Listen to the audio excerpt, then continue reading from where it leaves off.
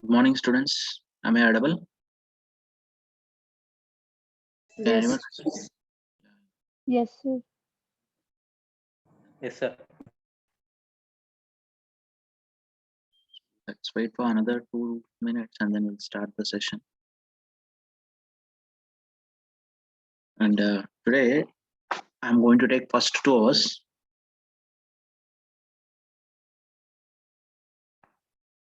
Then we will be discussing about one important topic, just like how we discussed thread synchronization topic in the last class. Inter-thread communication we'll be discussing. First of all, we'll be going with thread synchronization. We'll be seeing the syntax of thread synchronization concept. And after seeing that thread synchronization, we'll be discussing about thread life cycle, and then we'll be entering into the topic called inter-thread communication topic we'll be discussing. And that's going to be the important topic in your threads. Okay, so let me share the screen. So no problem from my side, right? Yes, sir. Yes, sir. So if you see this multi-threading,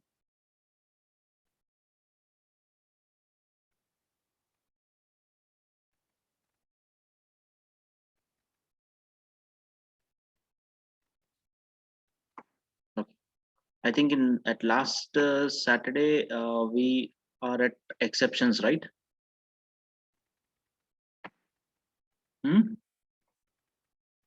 Yes, sir.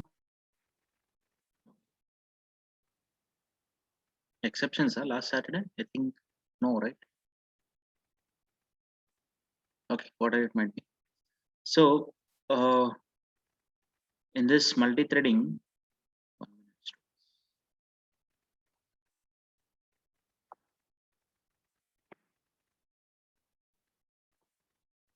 right?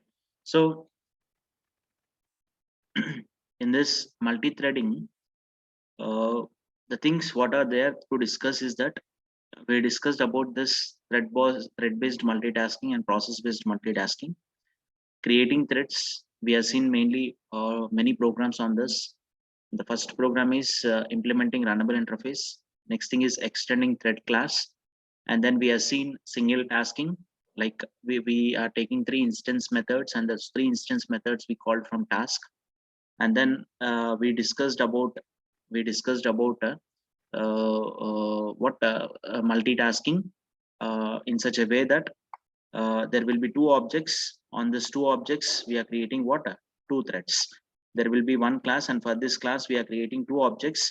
On these 2 objects we are making threads to run on these 2 objects. Okay, that's what we are done, like cut the ticket, show the ticket, that we are done.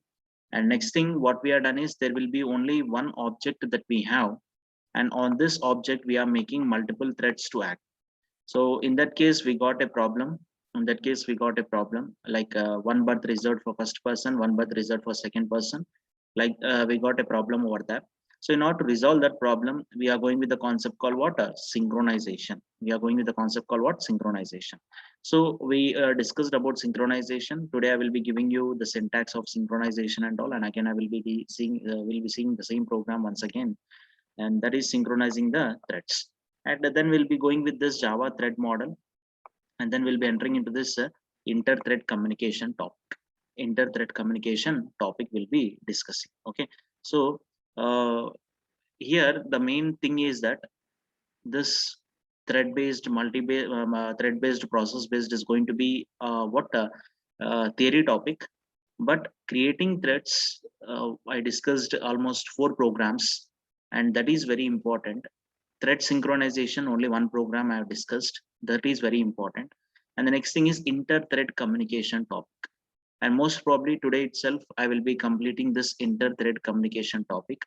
A lot of concentration is required to understand this inter-thread communication topic. I will be explaining you in very simple way, so you will definitely you'll be understanding it very clearly. And there are 2 programs are there on this inter-thread communication topic, so I will be discussing those things. So try to listen with concentration. So most probably today we'll be closing off this unit 3. If not, one more class will be closing, and then we'll be entering into the unit 4. So before going into this unit 4, I will be discussing. There are few things are there to discuss, like object class is there, string class is there, which was there in unit 1. I had not discussed at that time. So we'll be discussing about those things in unit 4, and then we'll be entering into the actual syllabus of what your unit 4.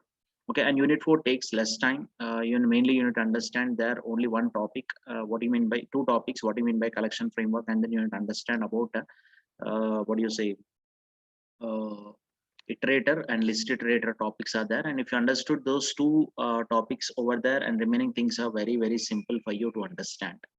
Mainly iterator, list iterator, enumeration, these things if you understood, and apart from that nothing will be there in unit 4. Hardly takes 6 or 7 classes to complete unit 4, but I will spend more time on unit 5 because chances are there to get straightforward question from unit 5. So I will spend more time on unit 5 and compared to unit 4. I will go a little bit fast in unit 4, because we can't expect what question that we'll be getting from unit 4. We can expect a question from unit 1, 2, 3, and then unit 5 in examination point of view, but we cannot expect what type of question that we'll be getting in unit 4. So that's the main thing. And one more important thing that I would like to share you students, that unit 4 plays an important role in industry. That means when you are going to work as full stack developer, so unit 4 plays an important role in that case. But coming to our academic aspect, what we cannot predict what question that you are going to get in unit 4. However, I will be discussing on every topic. I will be going with one program as an example. Let's see if you I'm going to give you a provision to write either program or theory. That we'll look into it later. Okay, but on every topic I will be going with one program as an example. Don't worry about that, but we'll go a little bit speed in unit 4. Okay, and unit 5 I would like to spend more time, because straightforward question so you'll be getting, and it's a very vast unit. And unit 5 is almost equivalent to unit 1. Unit 1 lo enta time aithe spend chesamo, and that much of time we need to spend on unit 5. So that's the main thing. So this was the actual plan that we'll look into it. Okay, so uh, let's go with this what topics which is there here.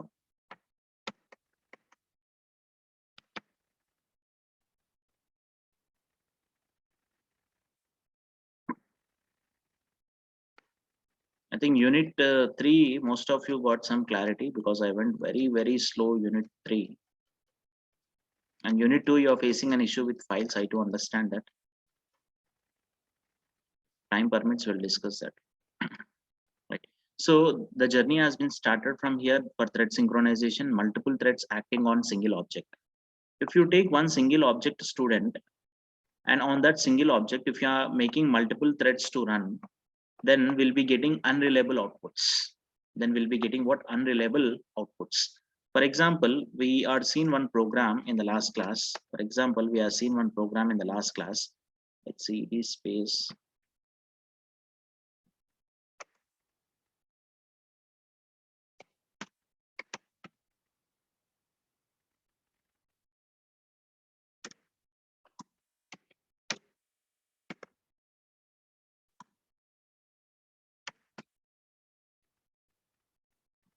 So for example, what we are done in the last class is that we are taken one class called class space reserve implements runnable interface.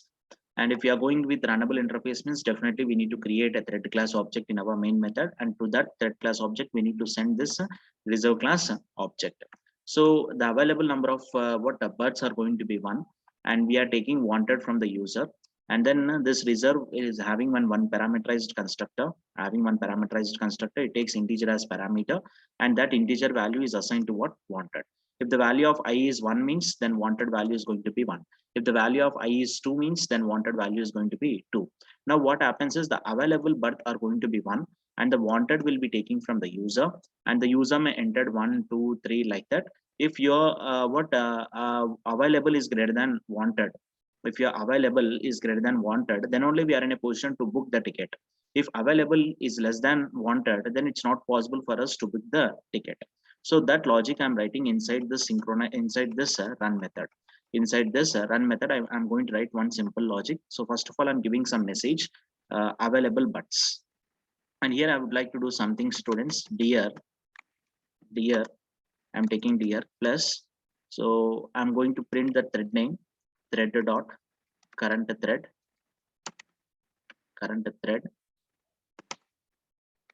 dot get name. Okay, so this I would like to print dear.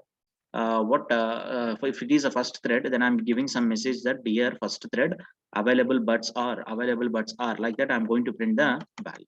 Like that, I'm going to print the value. Okay, so available buts are going to be one. For first, I'm going to print the value available buts are, and if that available is greater than or equal to wanted, if that available is greater than or equal to wanted, then I'm entering into this thing.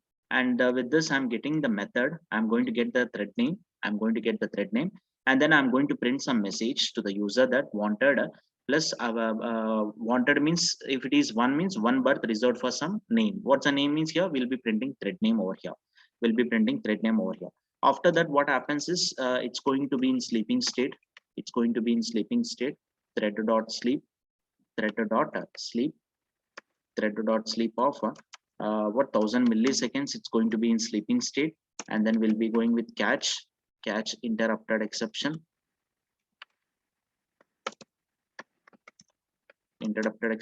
E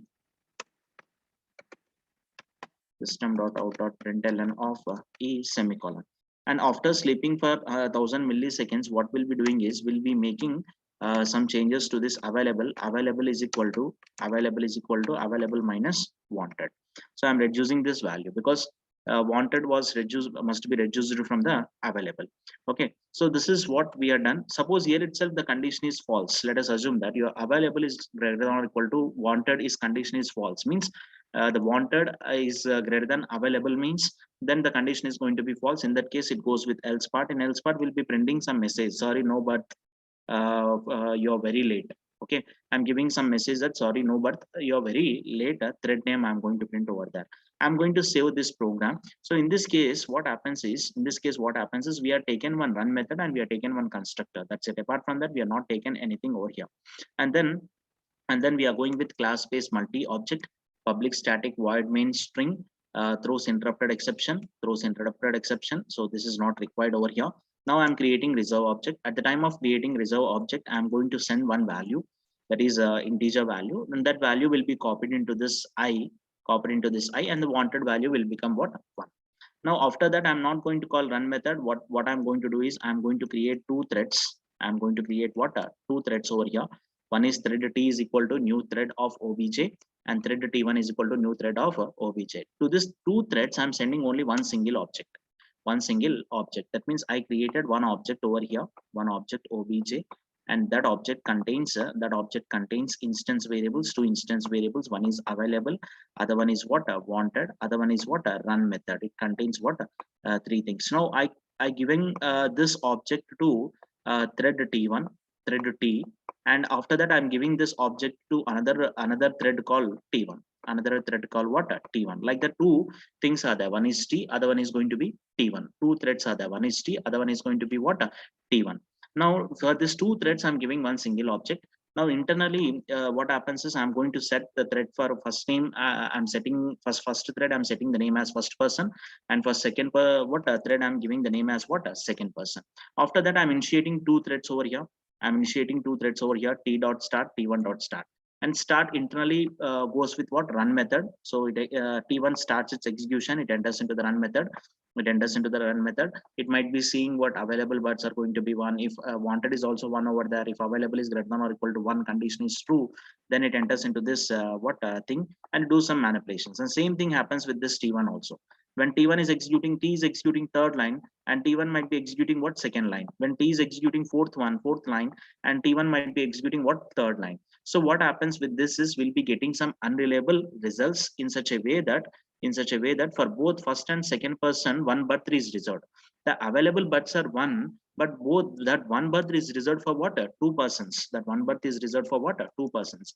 If you compile this program, Java C space multi object dot Java, if you compile it, and when you are going to run it, we'll be getting some unreliable output. What's the output that we are expecting, and that output will not be getting over there. That output will not be getting over there, right? So we'll be going with multi-object, enter. So main method, and here for second person the available birth are 1, and here first person the available births are what, 1, and one birth reserved for first person, one birth reserved for what, second person. So there is only one birth is available, but one birth is reserved for 2 persons. Is it possible? It's not at all possible. So in order to resolve this kind of problems, we are going with what, a thread synchronization topic, right? I hope everyone understood the problem that we are facing over here, students. Yes, Yes, sir. sir. Yes, sir. Yes, sir.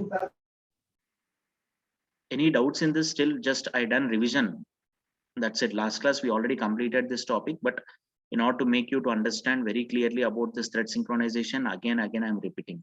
You are seeing or not, from starting onwards, multi-threading topics, every class I'm repeating the previous class, and then I'm going with a new topic.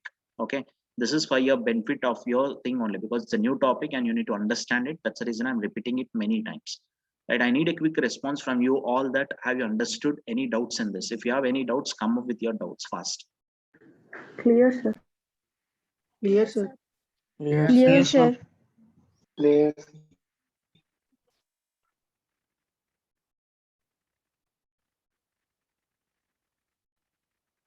Hardly 7 8 students has given response. I didn't expected this from you, right? Fine. So in order to get a reliable outputs, we are going with a concept called what, a thread synchronization. We are going with a concept called what, thread synchronization. I will be asking you the questions in between, try to understand. Thread synchronization is recommended when multiple threads are used on same object. That means if there is only one object, on this object multiple threads are acting means, then in that case what we need to do is we need to go with thread synchronization in order to get a reliable output. When thread is already acting on one object, preventing any other object from acting on the same object is called thread synchronization. That means if you have some method, and if you have some sensitive code in your program, and if that sensitive code is executing by one thread, and that code should not be executed by another thread until and unless this thread is living from this code. Suppose we have 5 lines of code, and that 5 lines of code is very very important for me, and multiple flows should not be there on that 5 lines, because if multiple flows are there on that 5 lines, means complete project may not work properly. So in that case what I will be doing is, if this for this 5 lines, if one is accessing or one user is accessing that 5 lines, means I will restrict other users to access the same line of code, same lines of code. In order to do such kind of things, what happens is what will be going with the concept called thread synchronization. We'll be going with the concept called what, thread synchronization. In that case, we'll not be getting unreliable output. We'll be getting what the output that we are expecting, and that output will be getting over there. Okay, so thread synchronization is recommended when multiple threads are used on the same object. When thread is already acting on object, preventing any other thread from acting on the same object is called thread synchronization or a thread safe. The object on which threads are synchronized is called synchronized objects. So I will discuss about the synchronized objects also. The objects on which threads are synchronized is called synchronized object. But try to remember that when multiple threads acting on one single object, in that case it is recommended to go with thread synchronization topic in order to get an appropriate output. So what do you mean by thread synchronization? Means if one thread is acting on object, it doesn't allows another thread to execute. Suppose I have 5 lines of code in my run method, and I would like to make this 5 lines of code in such a way that if one thread is executing this 5 lines of code, and I need to restrict another thread not to execute that 5 lines code until unless this thread is completed execution of that 5 lines, then only another thread can enter into that particular lines of code. This can be done with the help of thread synchronization. And your thread synchronization is providing one keyword for us, and that keyword is synchronized keyword. That keyword is what? Synchronized keyword. And how to use the synchronized keyword we'll be discussing. So preventing one or more thread to act upon the same object simultaneously is called thread synchronization, and that object is called synchronized object or mutually exclusive object. Mutually exclusive object. Okay, have you written this program, students, in the last class? Respond. Yes, sir. Yes, sir. Okay. Have you taken this theory, thread synchronization theory? Yes, sir. Yes, sir. Response, students. Yes, sir. Okay, fine. Now let's have a discussion on synchronized keyword.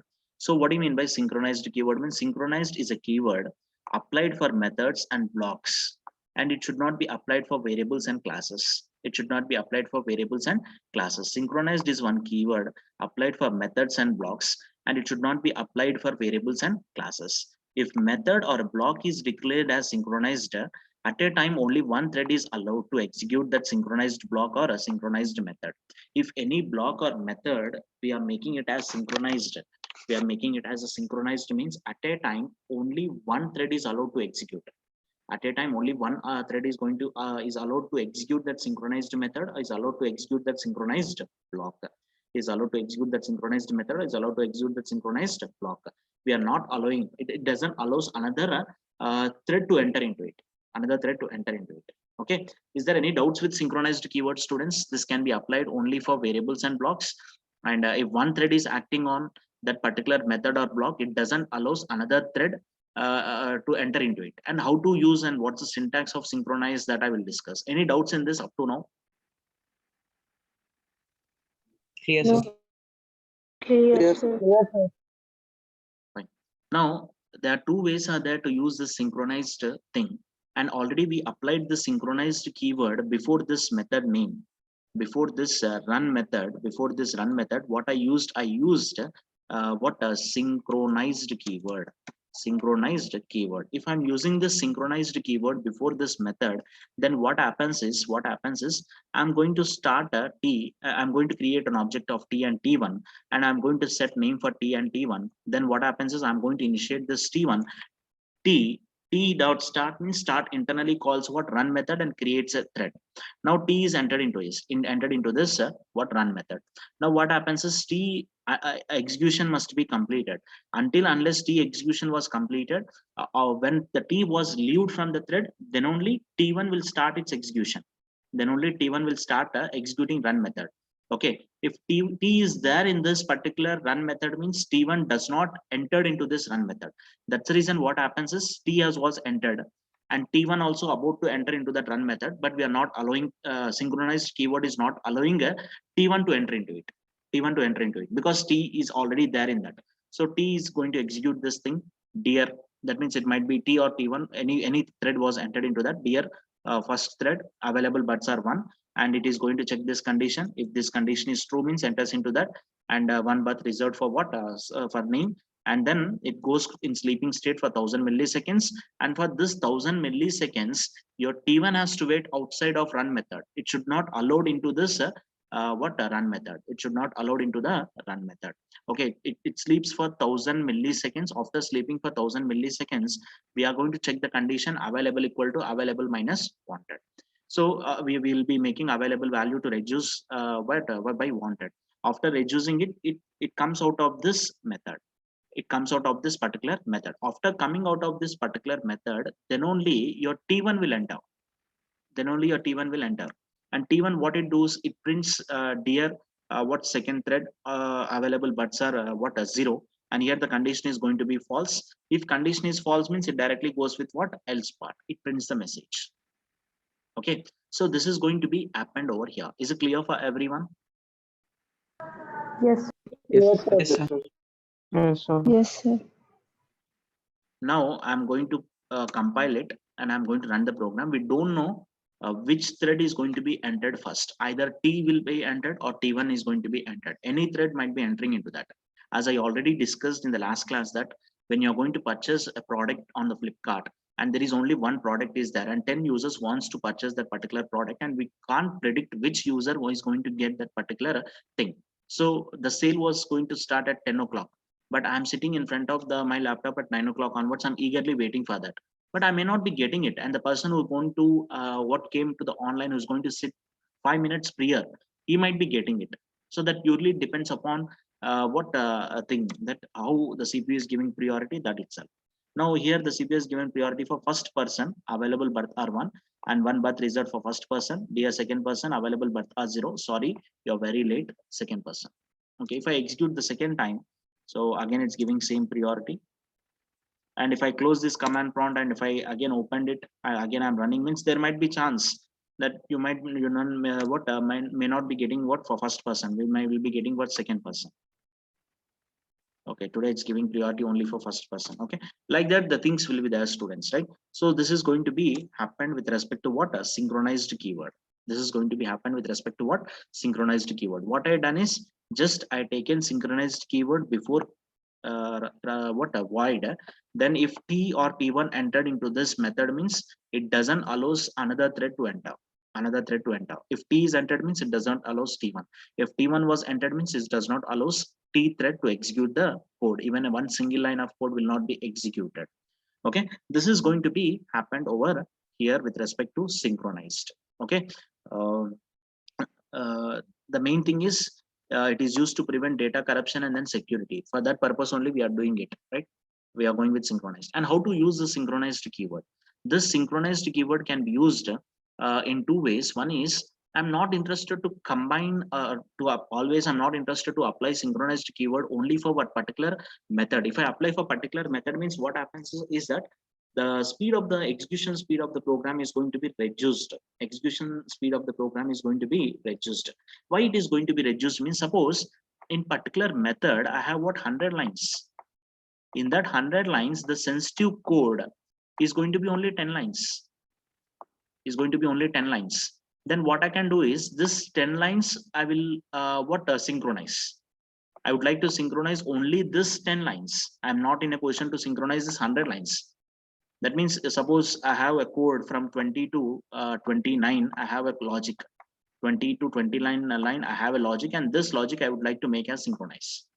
And remaining logic, that means about 20, whatever the instructions are there, and those instructions we can execute. Multiple threads can execute it. There won't be any problem. In order to do such kind of things, then I can go with synchronized block. Synchronized block. So we can synchronize group of statements. Synchronized blocks are used to synchronize group of statements. That means synchronized obj, opening brace, closing brace, and then we'll be going with what a statement, some set of statements. Synchronized obj, opening brace, closing brace, and then statements. I would like to synchronize this particular what a block with the help of an object. I will discuss this in inter-thread communication process, how we are going to synchronize a particular object. I will discuss over there. Don't worry about that. If you want to block a particular lines of instruction in a method, then it's recommended to go with what a synchronized what a block, right? Next thing is synchronized method. So we can synchronize entire method code by taking what before return type, by taking what synchronized keyword, okay. This is how we'll be using what a synchronized thing. And here we used only method synchronization. We are done synchronized, we applied synchronized keyword before run method. Okay, clear with this, students? Sir. Yes, sir. Yes, sir. Okay, make Yes. I will, yeah, go ahead. Method synchronisation అంటే మొత్తం అన్ని lines of codes synchronise అవుతాయి sir. అర్థం కాలేదు నాన్న, మళ్ళీ అడుగు. అంటే 100 లైన్స్ ఆఫ్ కోడ్ సింక్రనైజ్ అవుతుంది అంటే 100 లైన్స్ ఆఫ్ కోడ్స్ సింక్రనైజ్ అయిపోతుందా? అంటే మెథడ్ లో 100 లైన్స్ ఉంటే ఇప్పుడు మెథడ్ కి మీరు సింక్రోనైజ్డ్ అనే కీవర్డ్ అప్లై చేశారు అనుకోండి, దెన్ వాట్ 100 లైన్స్ సింక్రోనైజ్ అవుతుంది. అంటే ఒక థ్రెడ్ 100 లైన్స్ ఎగ్జిక్యూట్ చేసేంత వరకు ఇంకొక థ్రెడ్ అలో చేయదు. Okay sir. Any other doubts, students, with respect to synchronization? Don't worry about the synchronized block. I will be coming with the best example of further synchronized block in thread synchronization, inter-thread communication. Any doubts apart from this? Respond. A quick response is required. Clear, sir. Clear, sir. Clear, sir. Clear, sir. Okay. Only 5 students is given response, I think, right? Have you done the synchronized notes? Have you taken it? No, sir. Right. Make a note of this fast. Take 2 points and then how many ways we can use synchronize that, followed by the program. Make it fast, students, and then we'll be going with thread life cycle. Then we'll go with inter-thread communication.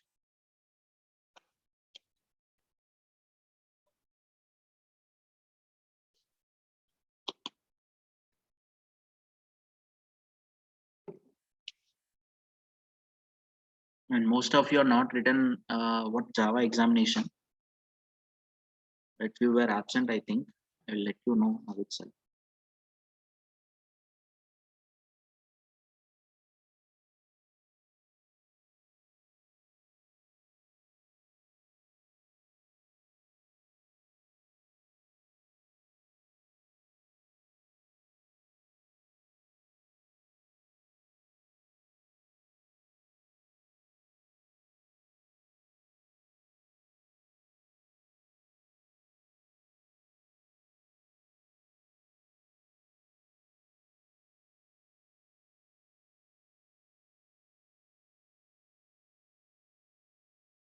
Completed?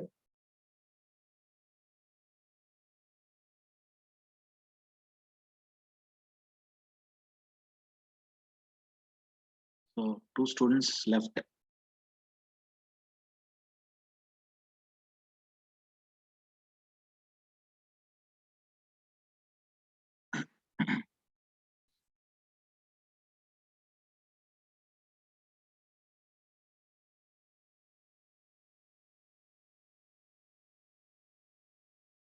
Today's date is what?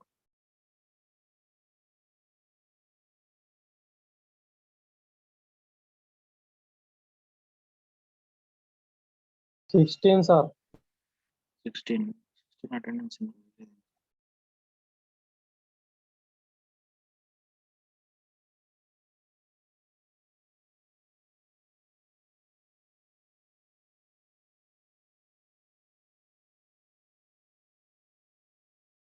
Yeah, it was there.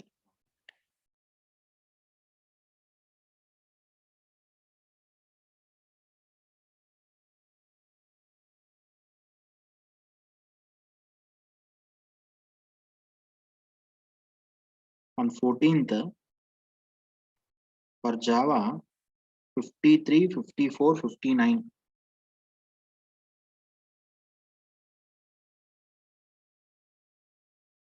60.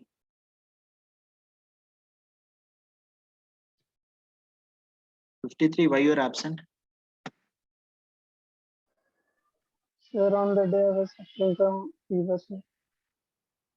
Okay. Again, you need to write. Have you taken permission from your class coordinator? No, sir. 59. 59 was there. Anvesh. 501. 2501. Sir. You were absent. Yes, sir. Why? My mother account lo balance, sir. Okay. Have you taken permission from Sweta madam? No, no, sir.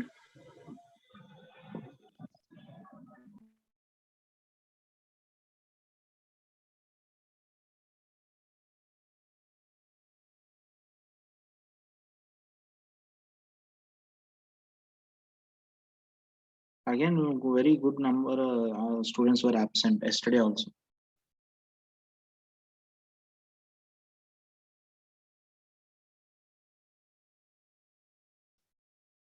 Twenty-two. Why you were absent, ma? Fever, sir. Have you taken permission? No, sir. 27. Yes, sir. Why you were absent? So I was not well, sir. Have you taken permission? Yes, sir. 34. 34. Yes, sir. Why you are not written, ma? So fever, sir. That means everyone from A section had what got vaccinated, huh? Yes, sir. Because maximum students are saying that fever, fever, fever. Okay. That's good. And today, do we have revision again? Yes. No, no, we don't have it. Yeah, we have. Mahesh sir is going to take it.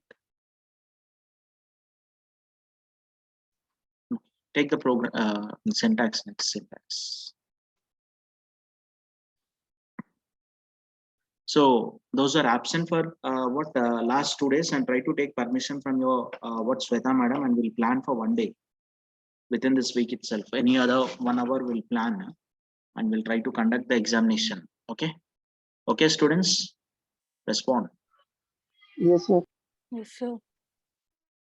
Yes, sir.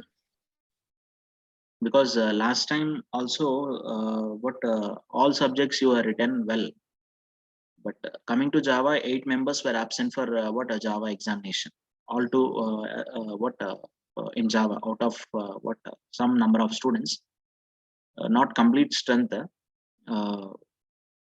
Those are attended for revision session last month before mid examination. For them, the attendance is very less. 8 members were absent. But coming to other subjects like OS and then DBMS and all, very less number of students were absent. But in Java, more number of students were absent. It's very difficult for you if you are not practicing, if you are not listening Java classes. It's very, very difficult for you to clear this Java examination. Completed? Yes, sir. Yes, sir. Go with the program, students. I think you're not written program. Write this program. Make it fast. And I will ask few students to show the program. Randomly, I will call. Make it fast. We are running out of time.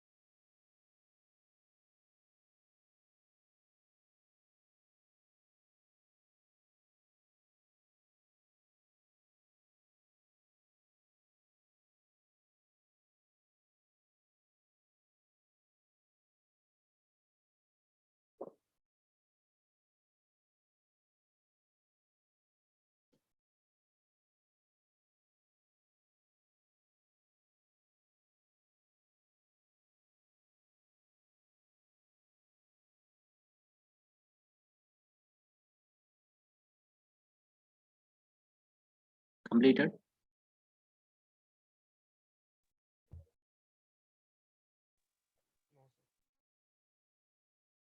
Slowly strength was reducing. And last time I taken 2 hours, right? I given separate attendance. First hour I got separate, and second hour also I got separate attendance. So accordingly I posted. And there is a huge difference between first and second hour attendance.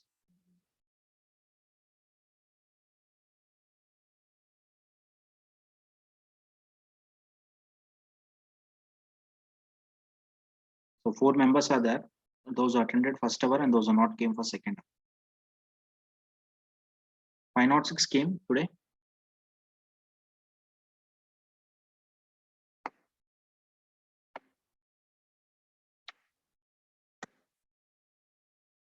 Srivarsha. Srivarsha.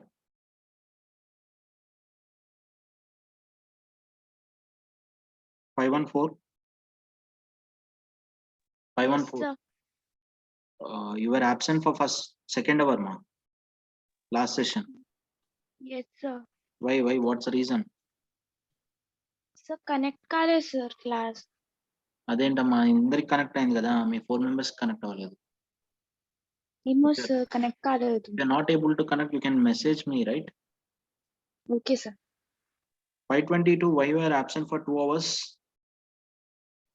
Sir, You were absent for 2 hours. yes, sir. Fever due to But have you seen that what videos which was uploaded in YouTube? no, sir. I will say today. Then how you will understand the things, ma?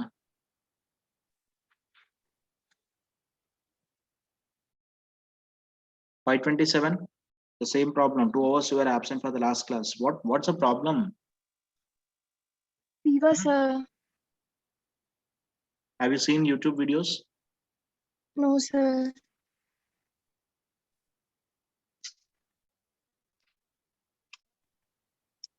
39 came.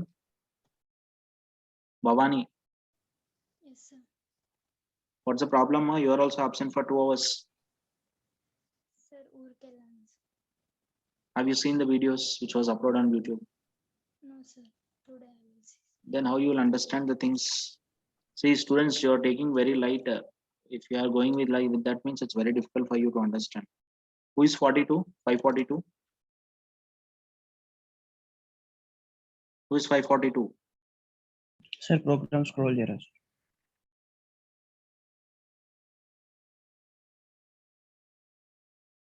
Okay. Yes, sir.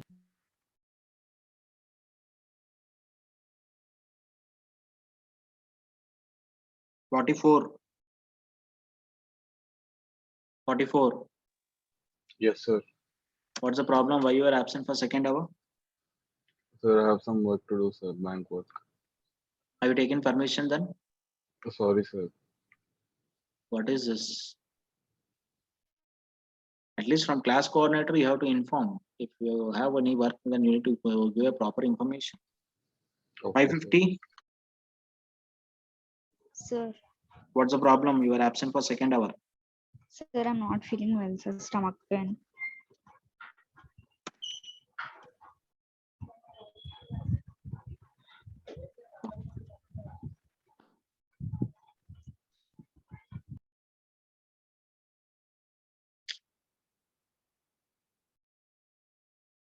Completed. 1 minute. Make it fast, students. It's almost 9:50. Suppose if now also if class was terminated means join with the same link, right? So we'll be giving attendance separately if it is terminated. If not, based on what duration, I will be giving the attendance. 2 hours means at least more. It should be more than what 50 minutes, at least 100 minutes. Not 100 minutes, at least 80 minutes or 70 minutes.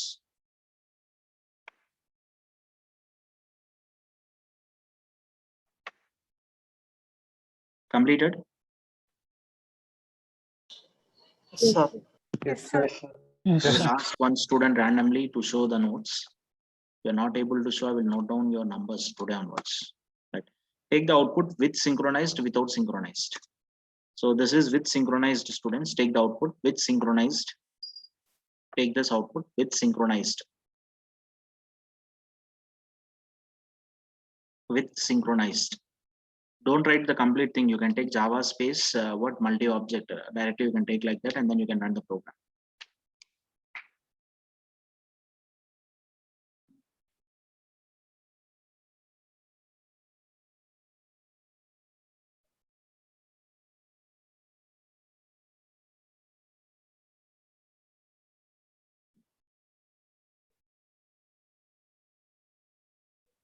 Completed.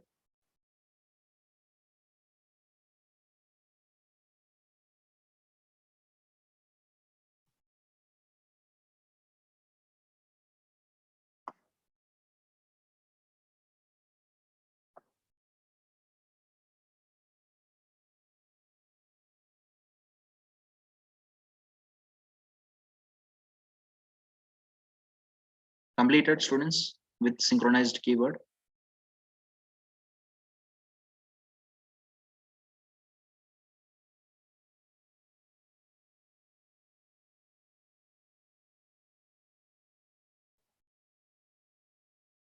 Yes, sir.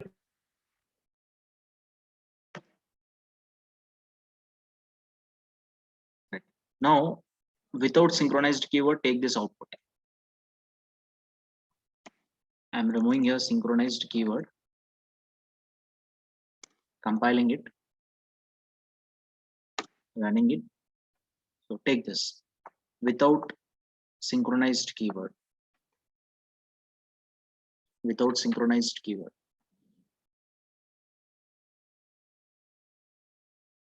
Without synchronized keyword.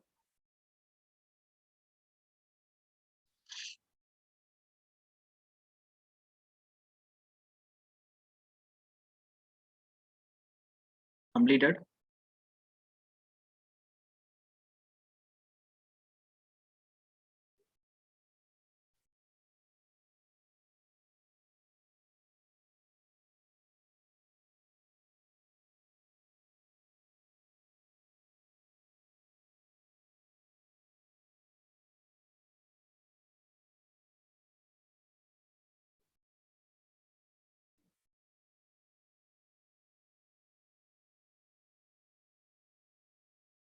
Completed. Huh?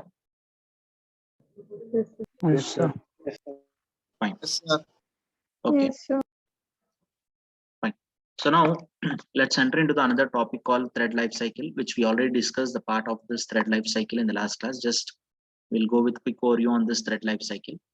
So, and the thread will be generated in such a way that first JVM, what this JVM will do is,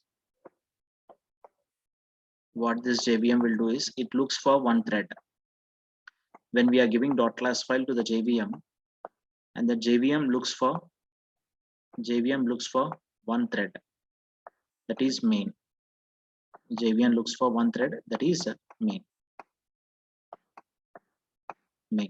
And inside this main, we might be starting what multiple threads. We might be starting, or we can start what multiple threads inside this main. Now what happens is JVM is going to call this thread called main. Thread call what main, and from this main we can go with multiple threads. We can start what multiple threads. In order to start multiple threads, first of all, we need to create a thread object. Creating thread object can be done in two ways. Directly we can take thread t is equal to new thread, and to that thread we can send any object as a parameter that we can do.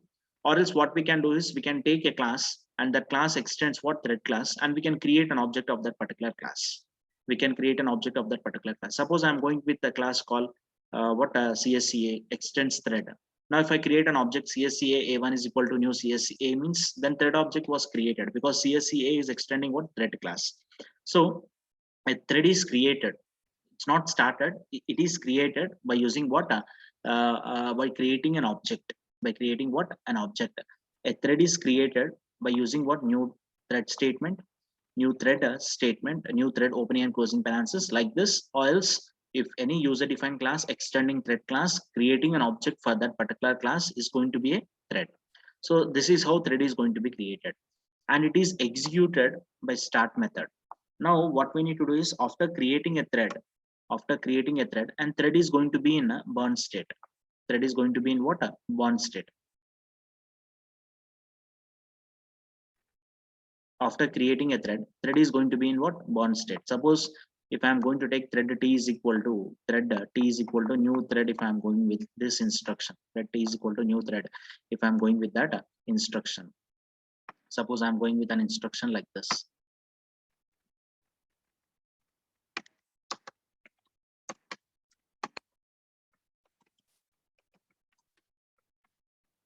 If I'm going with this instruction, okay, so this instruction indicates that thread is going to be in which state? Burn state. Thread is going to be in which state? Burn state. And after that, if the programmer is going to take one instruction, and that instruction is t.start, then thread will be entering into the runnable state. Thread will be entering into what? A runnable state or ready state. So in this runnable state and ready state, there might be several threads might be there. There will be several threads will be there. Okay. There might be a threads like T1, T2, T3, many threads will be there. Depending upon the situation, what happens is this thread will move. That means depending upon the situation, what happens is this thread will move from ready state to runnable state. Why means this start function, what it does is internally it calls run method. Internally it calls what? A run method. If start is calling run method, if run method started executing means, if run method started executing means, the meaning of that is if start is calling run method, if run method execution was started means thread will be moves from what? A ready state to runnable state. Ready state to what? A runnable running state. Thread moves from ready state to what? Run state. And inside this run state, if you are calling a function called sleep, then thread will goes in sleeping state. Thread will go in what? A sleeping state. If you're calling a function called wait, thread will be going in waiting state. Now you need to understand the difference between sleeping state and waiting state. Sleeping state, what it happens is it sleeps for a specific duration of time. Sleep function makes thread to sleep for a specific duration of time. If that duration of time is what completed means, again thread moves to ready state, and from that again it comes to what? Running state. Again from it comes to what? Running state. So sleep function makes thread to sleep for certain duration of time. If that time expires, again thread will move from sleeping state to ready or runnable state, and again from that ready or runnable state, again it comes to what? Running state. Again it comes to what? Running state. This is going to be happened over there. Now, is it clear for everyone? Sleeping state, with respect to sleeping state, is it clear? It sleeps for specific duration of time. If that particular time what expires, then thread will move from ready state to what? A running state. Is it okay? Sleeping state. Yes, sir. Yes, Yes. Any doubts up to now? First thread t is equal to new thread అంటే burn state లో ఉంటుంది. T dot start అంటే ready or runnable state లోకి వస్తుంది. Start run method ని call చేసిందంటే it enters into the running state. Run నుంచి sleep method call చేసామంటే it enters into the sleeping state. If that time expires from sleeping, again it goes to ready or runnable, and from that again it comes to running state. This flow, any doubt? New, ready, running, and then sleep. Any doubts in this flow? No, sir. No, sir. Fine. Now you need to understand one important thing here. If till now we are not called a method called wait. Suppose in run method there is an instruction called wait, means immediately a particular thread moves to waiting state. Suppose I'm going to call a thread called T, and inside run method I'm using what? Wait function. Wait function. Then this T will enter into waiting state, and it's going to be in waiting state until unless it receives any information from a method called notify or notify all. Until unless it gets a message from notify or notify all, then only the thread will move from waiting state to ready state. But sleeping state is not like that, students. Sleeping state sleeps for specific duration of time. If sleep expires, then it comes to the ready and runnable state. Automatically it will come. After expiring of time, automatically it will come. But waiting state is not going to be like that. Waiting state, if once we entered into the waiting state, it is going to be in waiting state until unless if it receives a message from notify and notify all method.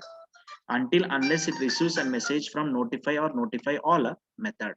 Until and unless it receives a message from notify and notify all method. Okay, that means what happens is I'm making a thread to move to the waiting state. As a programmer, I'm making a thread to move to the waiting state. And again, as a programmer, what I'm making is I'm giving some notification to one particular thread to come out from waiting state and try to come to the running state. Try to come to the running state. Okay, try to come to the running state. So like that, we'll be making something like we'll be making the thread to be in waiting state until unless we'll be getting some message or we'll be giving some message to the notify. Who is going to do all these things? Means the programmer is going to do all these things. Suppose I would like to perform something. If I want to do fulfill something, then only I'm in a position to allow some other user, some other code need to be executed by some other thread. So what I will be doing is I will be making one thread to be in waiting state, and if some other thread completes its task, then only I will be giving some message to that waiting state to come back to take that particular thing. Okay, see, very simple. What I will be doing is I will be giving a message to you all at particular time that your class was there. If you receive a message from me, then only are you in a position to register for the class or not? So the same thing happens here. I'm giving some notification to you all who are in waiting state. So you'll be waiting for what every day you may not be knowing that which class is going to be happened at what time. So sometime you might be getting what one class links, other time you might be getting another class link. So you'll be in dilemma, you'll be in waiting state up to 8:50 or 8:45 or 8:30, you'll be in waiting state. Today, first hour, what's the class is going to be? What's the class is going to be?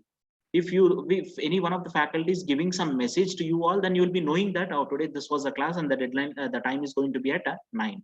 You'll be getting some notification from the faculty that this was the thing today. This was a subject class that you have. Until unless you don't know which class is going to be first hour, which class is going to be second hour. Okay, this is what waiting state. This is what a waiting state. And who will be making what we are only throwing thread, we are only making thread to wait, and we the programmer only doing giving some notification to the thread. And why this things was going to happen means, I will come with one example. Inter-thread communication, I will be coming with one example. You'll be understanding it. Notify all functions also I'm going to use over there. Okay, but you got clarity about sleep, right? Yes, sir. Yes, sir. Waiting state also, Yes, it sir. goes to waiting state. And if what thread receives a message from notify all, then again it comes to what running state. How the thread is going to receive all these things I will discuss, don't worry. And what next thing is block state. Suppose is there any problem with input output devices or input output related things? If you face any issues, then automatically thread moves to blocked state. And after completion or after resolving it, again thread will come to what ready or runnable state. Only 3 things are there na. First burn state, తర్వాత start method call చేస్తే run ready and run లోకి వస్తుంది. Start run call చేస్తుందంటే running state. ఒకవేళ run లో sleep method use చేస్తే sleeping state కి వెళ్ళి మరి run and runnable state, ready and runnable state కి వెళ్తుంది. ఒకవేళ రన్ మెథడ్ లో వెయిట్ మెథడ్ ని కాల్ చేస్తే it goes to waiting state. And again from waiting state, if what thread receives notify all messages from notify method, or any message from notify all method, again it goes to what ready or runnable state. And if some problem is there with input output, then it goes to blocked state. After completion of that, again it comes to what ready or runnable state. If no code is there, all the instructions was executed by the thread in run method, then what your thread is going to die. It goes to what dead state. It goes with what dead state. Okay, clear with this, students, everyone? This is what thread life cycle. Yes, sir. Yes. Right, take this diagram all of you fast, and then we'll be entering into inter-thread communication. Take this diagram all of you. Taken, sir. Everyone have taken this diagram? No, sir. No, sir. Make it fast, make it fast.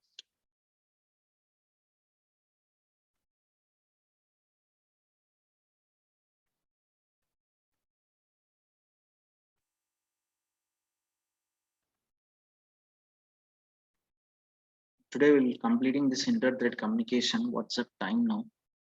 It's almost 10. See, let's see. If not possible, I will plan 1 more hour if possible, or else tomorrow we'll discuss.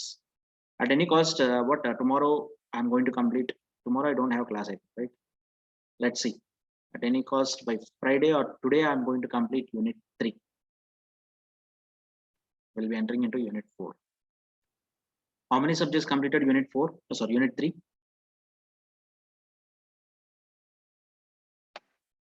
Before Don't maths compare. and before. Uh, Maths and before. unit 3 completed, right? Already inter-thread communication, already you might be heard about this concept in operating system. Again, I'm going to discuss here to what extent you understood, I don't know, but we'll be discussing again here inter-thread communication. So what do you mean by this inter-thread communication means? Here we'll be making a communication between 2 threads. We'll be making communication between 2 threads. I'm going to make 2 threads, and I will be starting the 2 threads, and I will be doing in such a way that this thread T, let us assume that thread T and thread T1 is there, and I will make this thread T and T1 to communicate with each other, And how this thread T and T1 are going to communicate with each other means, are we going to send any message? No, they will. Yes, they might be sending some message, or they might be doing in such a way that T is going to generate some data, and T1 is going to take that particular data.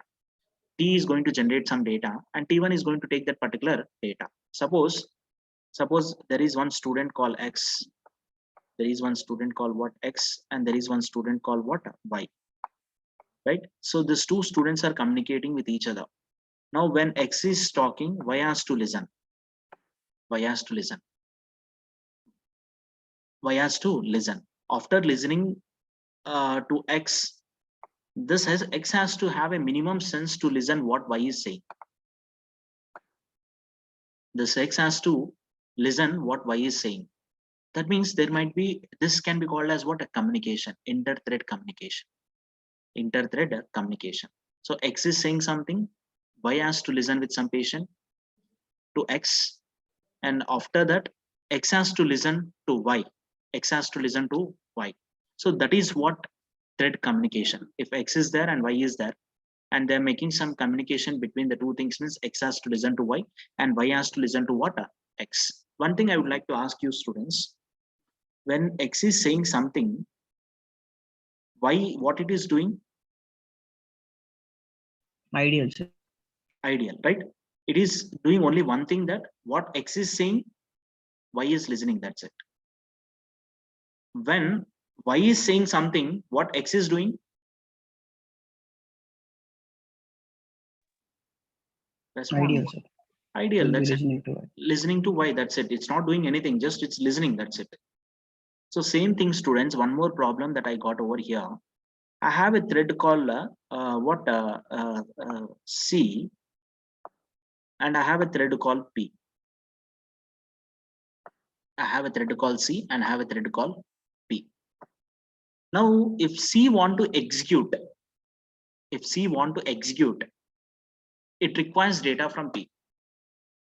It requires data from P. If C want to execute, means it requires data from P. That means P has to generate some data. P has to generate some data. P is going to generate what? Some data. Some data. Some data. Now P has generated some data, and this data, the C want to use this particular data. C want to use this particular data. Okay, this was actual thing. P want to produce some data. P is one thread, and this thread wants to produce some data, and this data, C has interested to use that particular data. C wants to use that particular data which was generated by P. So what happens? What happens here? As soon as, that means still the P is going to produce data, the C is going to be in what condition? It's going to sit idle. C is not going to do anything, because it is waiting for the data from P. It is waiting for the data of P, and then only the C is in a position to write it. See, we are going to conduct an examination for you all.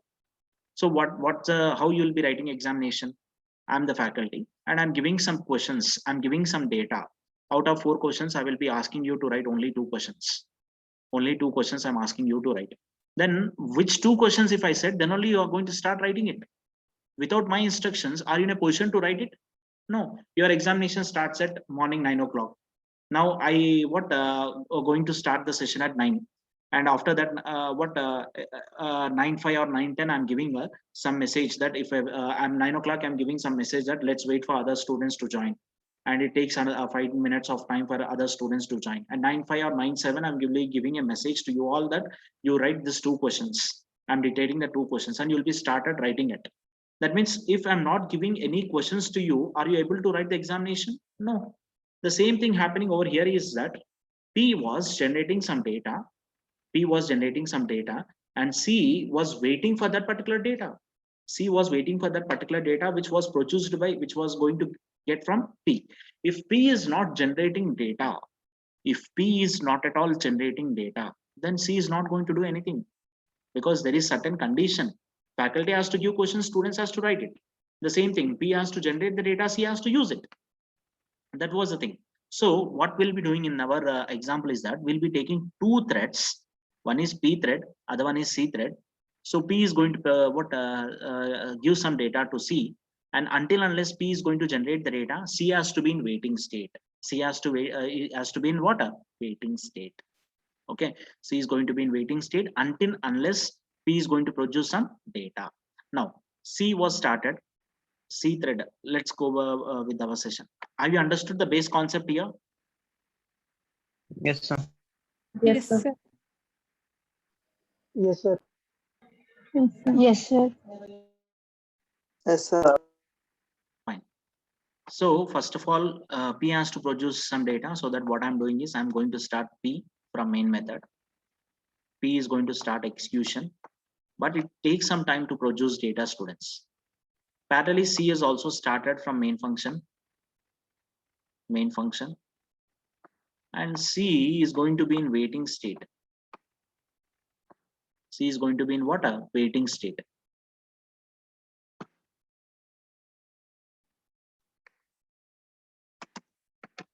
C is going to be in a waiting state. Why the C is going to be in waiting state? Because P was not produced data till now. C is going to be in waiting state because P is taking some data. P is taking time to produce data. So as soon as P produced data, if P produces some data, if P produces some data,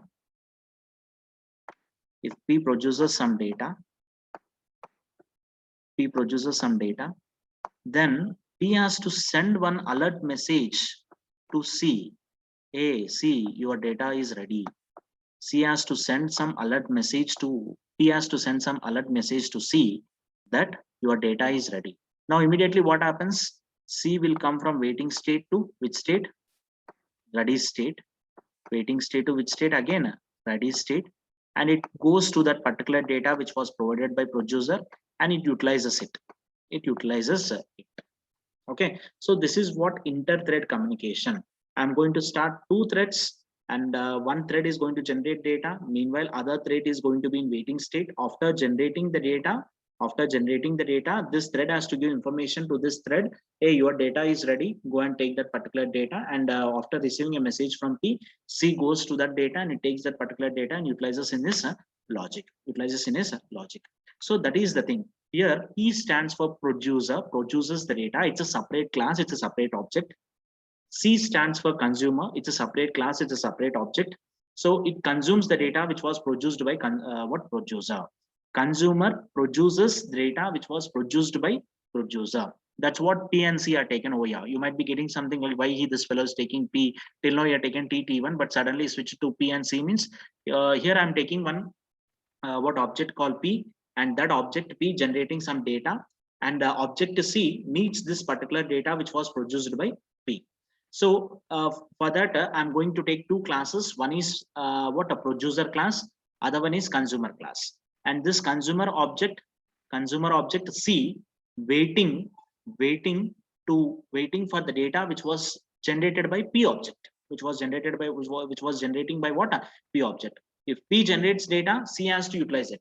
If P is not generating data, C has to be in waiting state until unless P is going to produce data. P is going to produce what? Data. This is what inter-thread communication. In some cases, two or more threads should communicate with each other. For example, a consumer thread is waiting for a producer to produce the data. When producer threads completes production of data, then consumer thread should take that data and use it. And meanwhile, the producer is producing the data. At that time, the consumer should be in what? Waiting state. The C should be in what? Waiting state. Until and unless we'll be getting data from P, the C is going to be in what? Waiting state. Okay, clear with this, everyone? It's a base concept, basic strategy, basic principle of inter-thread communication is this. Producer will produce data, consumer will utilize the data, which was produced by the producer object. Clear? Students respond, a quick response. Yes, sir. Yes, sir. Yes, sir. Yes, sir. Sir. Fine. Make a note of this and then we'll be going with the program and how we'll be making producer consumer that we'll be discussing.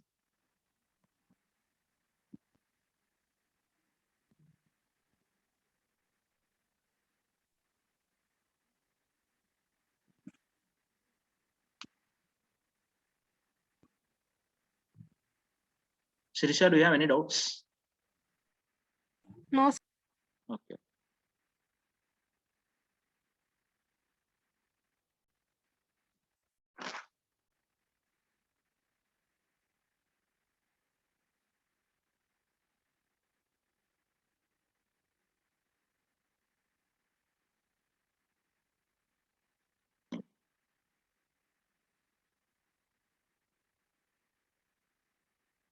Completed?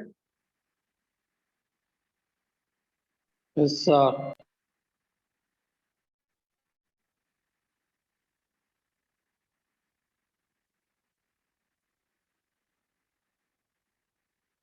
Ranjit, Prashant, have you attended today? I'm not receiving any responses from you. Gayatri also. 548. Yes, sir. Why you're not responding? Danish. Ranjit, are you listening? Yes, sir. Why you're not responding? Danish also there. Prashant. Prashant. Oh, okay. 501, Gayatri. Yes, sir.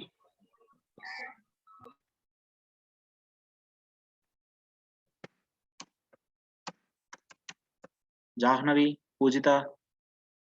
Are you there? Yes, sir. Jahnavi is not there. Jahnavi.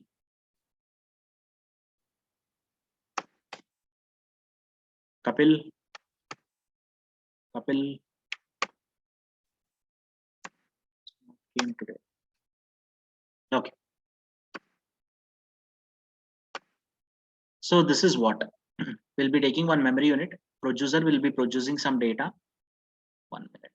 Producer is going to produce some data. Producer is going to produce some data, and that is stored in some memory unit, that is buffer. And the consumer is going to take this data which was produced by producer. Okay.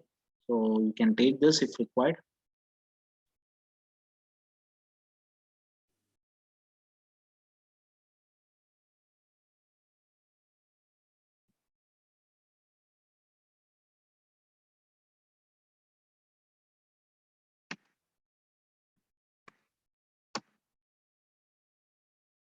Completed? Yes, sir. Okay, let's go with the program, students. Right, we concentrate here for another 10 minutes so that you'll be understanding inter-thread communication. Okay, be with me another 10 minutes, then you'll be understanding this inter-thread communication, and I will close the session by sharp 10:40, or before early also I will close it. Right, so notepad space, 2 programs are there actually. First we'll be going with the first program.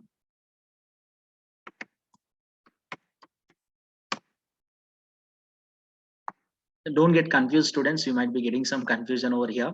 So it's not going to be the same what I shown in the diagram, that what a P and a object data produce చేస్తుంది.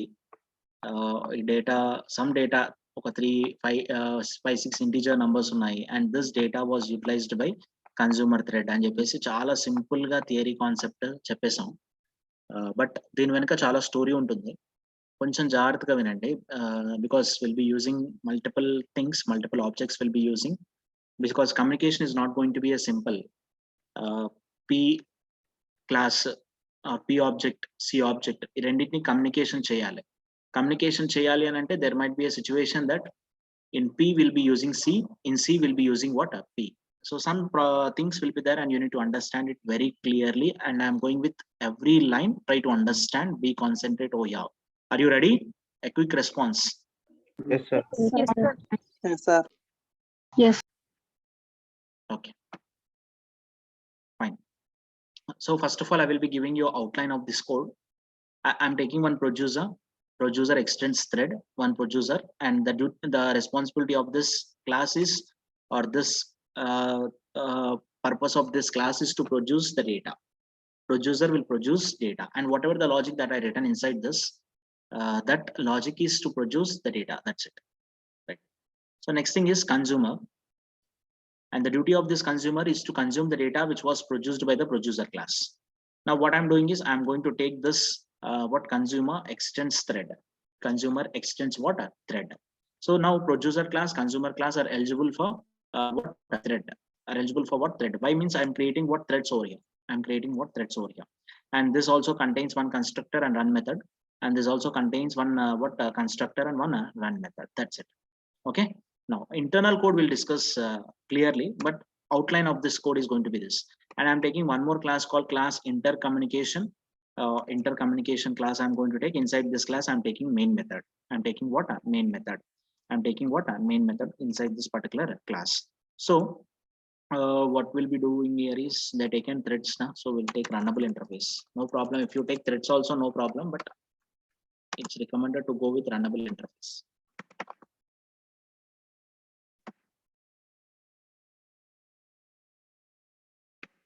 If you take threads also, no problem, students here, no problem, but I'm taking runnable interface as a good programming practice. Now, what I'm doing is very simple, students, very simple, just like what we are done with respect to what multi-object, multi-thing, then the same multitasking here also same thing. Producer P1 is equal to new producer. Producer P1 is equal to new producer. Producer P1 is equal to what? New producer. Let's copy this code in Paint, and I will be explaining you the relation here clearly. Try to understand it. If you understood this first program, next program is very, very simple. Everything is going to be same. Just like మనం synchronized keyword use చేయకుండా use చేసాను ఎలా అయితే ఉందో same అదే type లో ఉంటుంది. So be careful with this. Try to understand it clearly. I'm taking one simple main method over here. I'm not taking producer class logic and all. I'm not want to confuse you. So first of all, I would like to explain the base thing here. And your main mainly contains three categories of code. One is objects creation, and other one is what a thread creation. Other one is what a thread starting. Now what happens is I'm creating an object called P1. I'm creating an object called what P1 over here. I'm creating an object called what P1. Okay, P1 object I'm creating, and this P1 is going to take the responsibility to create some data. Is going to take some responsibility to create some data. After that, I'm going to create one more object called C1. One more object called C1. One more object called C1. And this C1 object was created. But one thing is going to be happened. Are we observed or not in the logic? One thing was happened. Can anyone guess what was happened at the time of creating this C1 object? P1 అనే object P1. Cheppandi. P1 object ని pass చేసినాం sir. Yes. What we'll be doing over here is 2 students has given response. Very good. We are taken P1 first. We created P1, and this P1 object we are passing to a constructor of which class? Consumer class. Consumer class. We are passing a construct. We are passing an object called P1 to consumer constructor. To consumer constructor, I'm passing one object, that is P1 object. Now question raises, sir, till now you're not send any object to any constructor, but why you forwarded why you send a parameter as P1 to a consumer class constructor? What's the reason? Can anyone?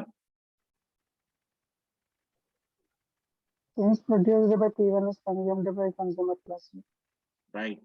Suppose I'm taking one array over here. Inside this P1, I'm taking one array, or I'm taking one string or something I'm going to take. And this array, in this array, I'm going to store some data. I'm going to store some data. Right now, this data which was produced by this P1 should be used by C1. If C1 wants to use this particular data, then C1 should has access over P1. Are you getting my point? P1 లోపల ఒక string ఒక అరేనో తీసుకొని ఆ string ఆ అరేలో డేటాని produce చేస్తుంది P1. డేటాని produce చేస్తుంది P1. సో డేటాని P1 ప్రొడ్యూస్ చేసింది. డేటాని ప్రొడ్యూస్ చేసిన తర్వాత C1 అనేవాడు ఈ డేటాని యూజ్ చేసుకోవాలంటే C1 అనేవాడికి కంట్రోల్ ఉండాలి. ఎవరి మీద కంట్రోల్ ఉండాలి? P1 మీద కంట్రోల్ ఉండాలి. Because C1 wants to use the data which was given by P1, and C1 has to have a control on P1. If C1 wants to have a control on P1, C1 wants to have a control on P1, then what we'll be doing is we'll be sending this object to C1 constructor. C1 constructor. I'm sending this P1 object to C1 constructor. That means P1 will go into this C1. Now with respect to the C1, with respect to this P1, I can access this A. With respect to C1, with respect to P1, which was there in C1, I can access through this A. Are you agreeing with me or not? Yes, sir. Yes, sir. Yes, sir. Right ఇప్పుడు P1 అని ఒకటి ఉంది, C1 అని ఒకటి ఉంది. C1 అనేవాడు P1 లో ఉన్న డేటాని వాడాలి అని అనుకుంటే C1 అనేవాడికి P1 మీద కంట్రోల్ ఉండాలి. P1 మీద కంట్రోల్ ఉండాలి అని అంటే P1 అన్న ఆబ్జెక్ట్ ని C1 కి పంపిస్తున్నాను. అండ్ ఇక్కడే ఒక కమ్యూనికేషన్ చేస్తున్నాను. Yeah C1 you want to use the data means you need to take this object as as an argument for your constructor and store it in some place. When time comes, you can take with the help of this P1, you can access the data which was there in P1 object, Okay, clear? Sir, C1 use చేసిందని P1 కి ఎలా అవుతుంది sir? Come again. C1 డేటాను use చేసిందని P1 కి communication ఎలా అవుతుంది? That's what the logic is there in run method of P1 and run method of C1. అంటే వెరీ గుడ్ క్వశ్చన్. మీరు ఆబ్జెక్ట్ డేటా తెచ్చుకోవడానికి అని చెప్పేసి నేను చెప్పాను. బట్ డేటా ప్రొడ్యూస్ అయింది అని చెప్పి C1 కి ఎలా తెలియాలి? Some mechanism is there. So that mechanism we are written inside run method of consumer, run method of what? Producer. Run method of producer will produce data and then it sends a signal to C1. C1 takes the data from P1. C1 takes the data from what? P1. Okay. And how the communication is made, that we'll discuss. Right. So this is how the objects information, objects గురించి data అన్నది ఇచ్చేసాను. ఇచ్చిన తర్వాత ఇప్పుడు నేను ఏం చేయాలంటే threads ని స్టార్ట్ చేయాలి. రెండు ప్యారలల్ ఎగ్జిక్యూషన్ జరగాలి. అంటే ఇప్పుడు రెండు ప్యారలల్ ఎగ్జిక్యూషన్ జరగాలి అని అంటే T1 is equal to new thread of P1. That means T1 అన్నది P1 మీద దండయాత్రకు మొదలైంది. Right. So it goes with what T1 is entered into what thing. Now next what happens, I'm going to take T2, I'm assigning it to C2. That means T2 completely deals with what C1. T2 completely deals with what C1. Right. I'm going to start first C2 consumer thread ni start చేశాను. See, general గా producer thread ni start చేయాలి first, but నేను wanted గా consumer thread ni start చేశాను. Consumer thread ni నేను start చేసినా there is no use until unless I get a signal from P1 or T1, then only I'm going to get I'm going to use that consumer is going to use it, right? So I'm going to start T1 T2 means I'm going to start T2 means T2 is going to be in waiting state until it gets a signal from T1. How it is going to be in waiting state, that I will discuss. Now meanwhile after that I'm going to take T1 dot start internally calls run method, and then T1 is going to start executing this P1 object run method. P1 object run method. So P1 object run method execution అయిపోయేంత వరకు అంటే T1 execution అయిపోయినా కానీ T1 data అన్నది generate చేసింది అన్న confirmation ఇవ్వాలి. ఎవరికి ఇవ్వాలి? కన్ఫర్మేషన్ C1 కి ఇవ్వాలి ఆర్ T2 కి ఇవ్వాలి. T2 కి ఇన్ఫర్మేషన్ రాగానే T2 వచ్చి డేటాను తీసుకుంటాం. అంటే అది అక్కడ నుంచి ఇక్కడికి రాదు. ఈ P1 అన్న ఆబ్జెక్ట్ తోనే ఆ డేటాను తీసుకుంటాం. Here we have P1 object, and with respect to that P1 object it takes that particular data. Clear or not? Yes, sir. Yes, sir. Yes, sir. Yes, sir. Okay, take this code and take this diagram, students. One by one I will explain. I handled almost 4 batches, I think. First ECE, second CSC, third ECE, and again you are the 4th batch in the 9 years of my career. I think only 2 batches understood inter-thread communication. Let's see whether you had understood or not. I don't know. Let's see. Take this logic and then take this diagram, students. మీకు అర్థమైన స్టైల్లో తీసుకోండి కొంచెం. Producer object create చేసాము. Consumer అనే object కి P1 అనే object ని పంపిస్తున్నాను. ఎందుకు అంటే ప్రొడ్యూసర్ ప్రొడ్యూస్ చేసిన డేటాని యాక్సెస్ చేయడానికి.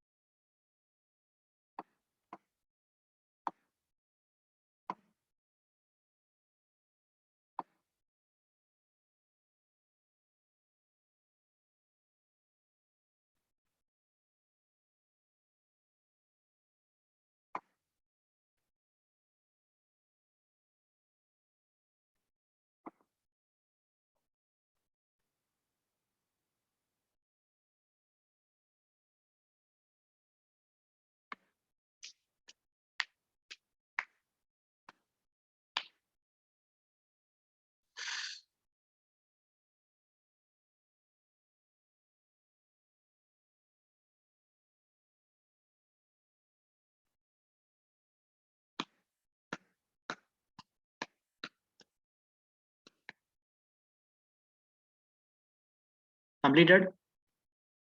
Yes, sir. Only one is. What about others? Respond. Yes, sir. Completed.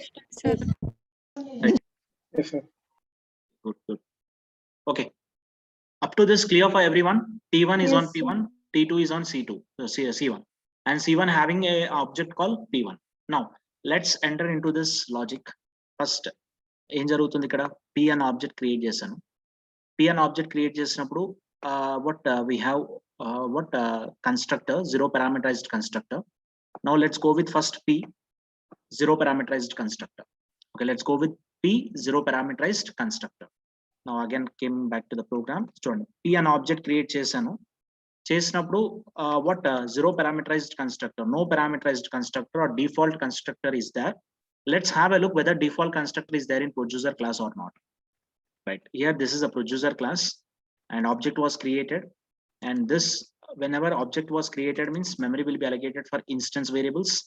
That means for your P, the memory will be allocated for two variables. One is going to be string buffer, which holds a string. Other one is Boolean data production over is equal to false. That means let's go with here. I have an object here, and the name of that object is P1. Name of that object is what? P1, and this P1 contains two variables, two instance variables, string buffer SB is one object, one which holds a string, and next thing is Boolean data production over is equal to false. Two variables it has, and memory will be allocated for this two variables. This is reference, so memory is not going to be allocated. This is an object, memory is not going to be allocated. For this, memory is going to be allocated. For this, memory is going to be allocated. Now, after that, we have one parameterized constructor. Inside this one parameterized constructor, I'm creating an object for string buffer. I'm creating an object for string buffer. That means for this SB, the memory is going to be allocated. And in this object, we'll be storing the string content. In this SB, we'll be storing what? String content. The memory will be allocated for this SB.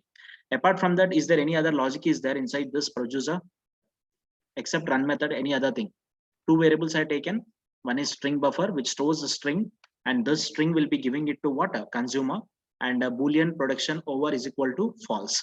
I'm taking one Boolean variable, and the name of that Boolean variable is data production over is equal to false. Why I'm making this as false means once the data was produced by the producer, and will be making this data production over as true. Data production over as what? True. If your data production over as true means the meaning of that is data production was done by the producer. So initially it is assigned with what? False. If it is assigned with false means the meaning of that is data production was not done. Data production was not done. If this data production contains true means the meaning of that is data production was done. Data production was done. Is it clear? Yes, sir. Yes, sir. Okay. Now I'm going to what created an object after this. After this,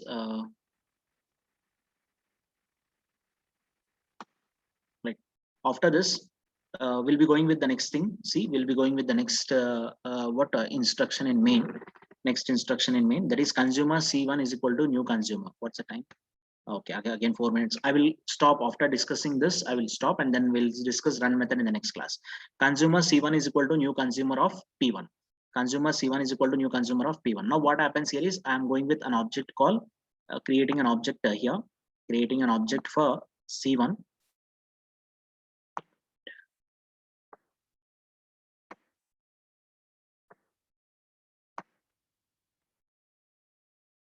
I created an object for C1, and this C1 contains C1. I created an object, and C1 contains what are all things. But at the time of creating an object of C1, we are calling one parameterized constructor. First of all, let's enter into C1. What we have in C1. So see students, C1 was taken doing one more interesting thing over here, that it is taking one reference variable producer PROD. Producer PROD. It is taking some thing called producer PROD. That means inside consumer, we are taking one variable or one reference, and that reference belongs to producer. That reference belongs to what? Producer. That means I'm taking one reference, and that reference is what? PROD reference I'm taking. It's a class variable, so memory is not going to be allocated. Memory will be allocated by using what? New object only, new space, what class name only, the memory will be allocated. Just a reference variable will be taking over here. Now what happens is at the time of creating this consumer object, we are sending P1. P1 means this address. We are sending what? This P1. To which one we are sending? We are sending it to what? Consumer. That P1 is going to be copied into this PRDO1. It is a local variable. And this PRDO1 is copied into PROD. That means indirectly what happens is your C1 contains PROD, and this PROD is referring to P1. Is referring to what? P1. Have understood here? Yes, sir. Once again, I am repeating, try to understand. Consumer C1 is equal to new consumer of P1. P1 is what? Already object was created. This object was created. Now consumer, what does the variables that consumer contains? Consumer contains a variables called what? A producer PROD. Just like taking int variable int A, like that we are taken producer PROD. Producer is one class which we already taken, and PROD is what? One reference variable. It's an instance reference variable, right? But we are not taking like this PROD is equal to new new producer, like that we are not taking. Just we are taking a reference variable, that's it. We are taking a reference variable, that's it, PROD. Now consumer ni object create చేసేప్పుడు P1 ని పంపించాను కదా, ఆ P1 వచ్చి address వచ్చి ఎందులో store అవుతుంది? PRDO1 లో స్టోర్ అవుతుంది. And this PRDO1 ని ఎవరికి అసైన్ చేస్తున్నాను? నేను PROD కి అసైన్ చేస్తున్నాను. PRDO is an instance reference variable of what? Consumer. So that's the reason your PROD is pointing to P1. Is pointing to what? P1. That means C has an information of P1, and if C wants the C with respect to this PROD, can access or not? Yes, sir. Yes, sir. That's it. This is how we will be making communication with respect to this PROD. In run method, we'll be making a communication with respect to what? PROD. And a very simple అన్న ఇక్కడ ఏంటంటే C1 అనేవాడు P1 యొక్క information ని access చేయాలనుకునేప్పుడు P1 యొక్క object ని తీసుకెళ్లి C1 కి ఇవ్వాలి. అందుకోసం C1 లో నేను ప్రొడ్యూసర్ కి రిఫరెన్స్ వేరియబుల్ తీసుకొని కన్స్యూమర్ ఆబ్జెక్ట్ ని క్రియేట్ చేసేప్పుడు ప్రొడ్యూసర్ ఆబ్జెక్ట్ ని పంపించాను, P1 ని పంపించాను. P1 వెళ్ళి ఎందులో స్టోర్ అయ్యి ఉంది? PRDO లో స్టోర్ అయ్యి ఉంది. ఇప్పుడు PRDO P1 రెండు ఒకటే, but PRDO can be accessed by what? Can be accessed in consumer class, but P1 అన్నది what మెయిన్ మెథడ్ నుంచి మనం యాక్సెస్ చేసుకోవడానికి పాసిబిలిటీ ఉంటుంది. బట్ C1 లో P1 యాక్సెస్ చేయడానికి పాసిబిలిటీ లేదు, ఎందుకంటే P1 యొక్క ఇన్ఫర్మేషన్ పంపించాను కన్స్ట్రక్టర్ ద్వారా.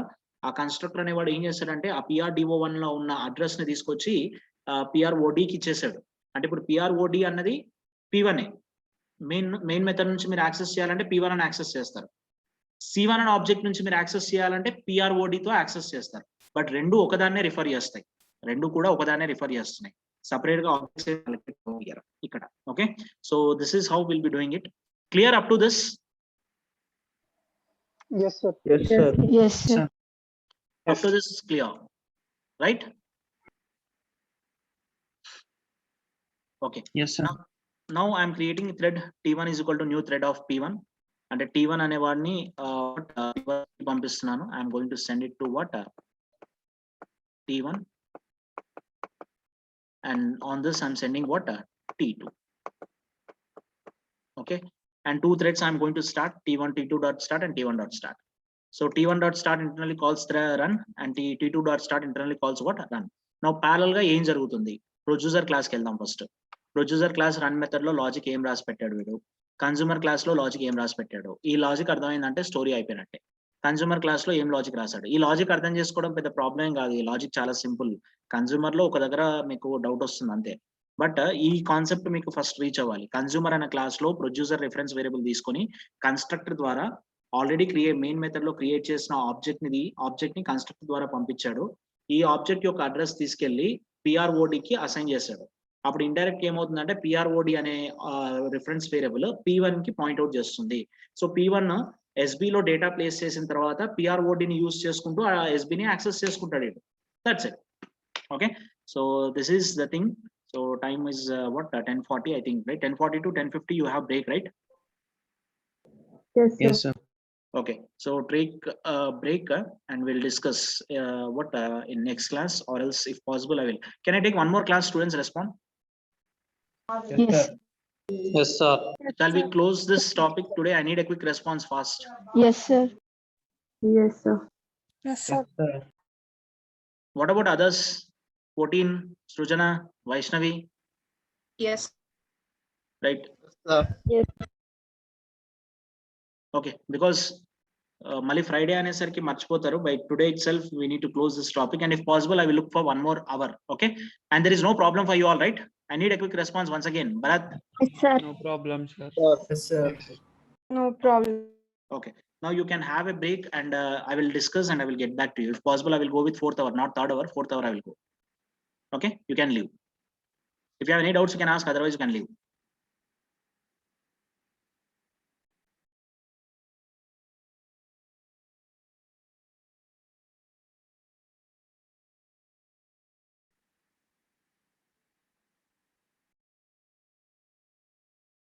సార్ Bharat, సార్ ఈ కాన్సెప్ట్ కొంచెం అర్థం కాలేదు సార్ ఇప్పుడు ఏ- చెప్పింది ఎక్కడ అర్థం కాలేదు భరత్?